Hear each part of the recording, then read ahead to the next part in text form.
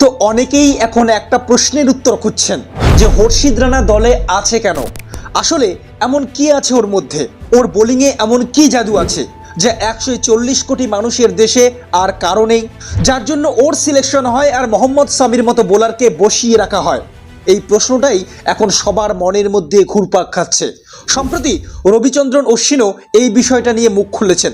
অশ্বিন চেষ্টা করেছেন বুঝতে যে আসলে হর্ষিত রানা টিমে কেন আছে। তিনি নিজেও প্রশ্ন তুলেছেন যে এমন কি করেছে হর্ষিত রানা।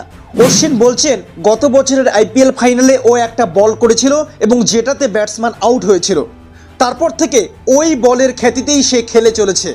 প্রশ্ন এখানেই, আমরা সবাই দেখেছি গৌতম গম্ভীর যখন থেকে কোচ হয়েছেন হর্ষিত রানা হয়ে উঠেছেন টিমের রেগুলার সদস্য। এমনকি গৌতম গম্ভীরের একটা ডিনার পার্টিতে হর্ষিত রানা গিয়েছিলেন নিজের গাড়ি চালিয়ে।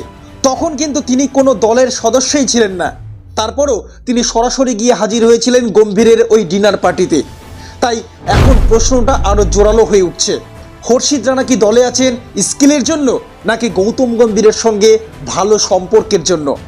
বাকি এই বিষয়ে আপনার কি মতামত অবশ্যই কমেন্ট বক্সে জানাবেন। আর ভিডিওটি ভালো লাগলে লাইক, শেয়ার এবং সাবস্ক্রাইব করে আমাদের পাশে থাকবেন।